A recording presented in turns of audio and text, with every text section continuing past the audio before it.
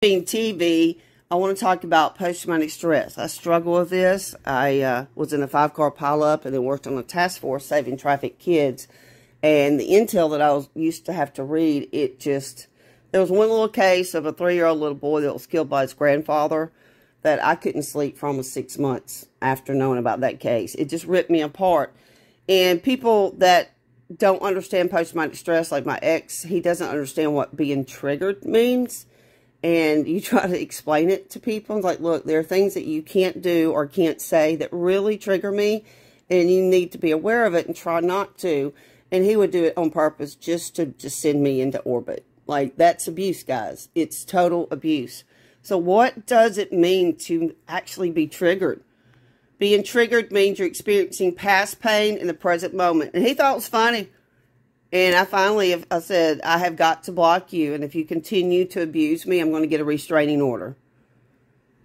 Guys, you have no idea how painful, when you get triggered, you relive an event like it's going on right at that moment. There's no difference in your brain from the original assault than if you remember it. So every time that he would trigger me on purpose, I was literally physically in pain. And I just looked at the man going, you can't love me and do this to me. You have to protect yourself. You have to. If you want to heal, and you got to get away from the people that make you sick. It feels like you're having a big emotional reaction that is disappropriate to what's actually going on. He's like, wow, you're really, like, upset. I'm like, I'm triggered. Like, you don't understand. I'm reliving an event right now. For example, maybe your partner forgets to buy the kind of bread you like, and out of nowhere, you feel overwhelmed with sadness or anger. You might think to yourself, it's just bread. Why am I reacting and making such a big deal about this? If you did a little bit of exploration, you might discover it's not actually about the bread. It's about a childhood pattern of being denied the things you enjoy. Or perhaps you're experiencing some unprocessed sadness about not feeling listened to by a parent. As adults, we typically become triggered by experiences that are reminiscent of old painful feelings.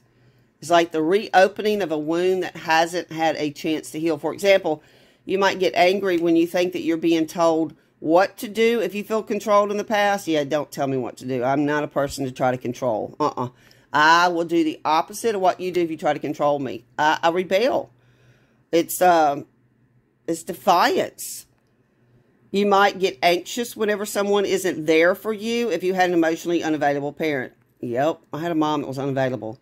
You might panic when you're in a situation over which you have no control and you have a history of feeling helpless.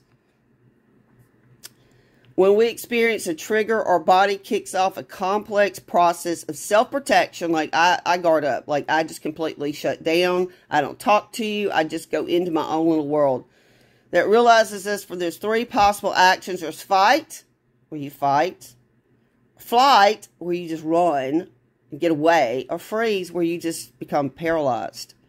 Our adrenaline spikes and stress hormones like cortisol course through our bodies and brain. And once I'm triggered, I shake sometimes for 3 days. That's what my ex didn't understand. It's like, you are physically making me hurt and remember painful experiences over and over and over. My body couldn't get out of fight or flight, y'all.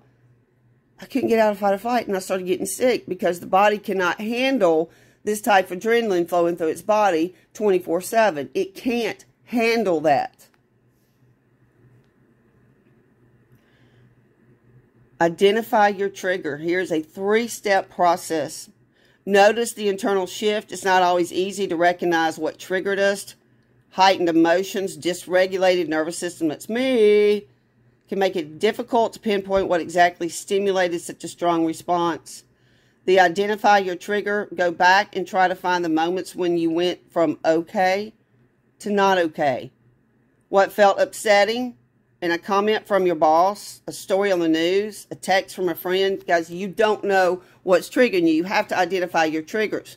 2, you have to name your feelings. When you notice how you felt when you were triggered, did you feel sad? Did you feel anxious? Did you feel scared? Or are you just pissed off, angry? One way to become attuned to our feelings is to notice the sensations in our body. Many emotional experiences start in the body before moving into our conscious awareness. For example, sadness might be felt like a heaviness in your chest, and shame might be that pit in your stomach.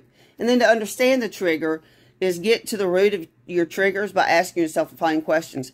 When in my life have I experienced something like this before? That's finding out when it happened. What does it remind me of? And then, are the feelings familiar? What thoughts come with these emotions? And there's a specific event in my childhood that stirred up similar emotions. So what happens when you're triggered? I do a real lot of tapping, breathing. A deep sigh when you feel like your emotions are about to take off on a roller coaster. Take a few seconds to step back and slow down and just go, okay, I need to breathe.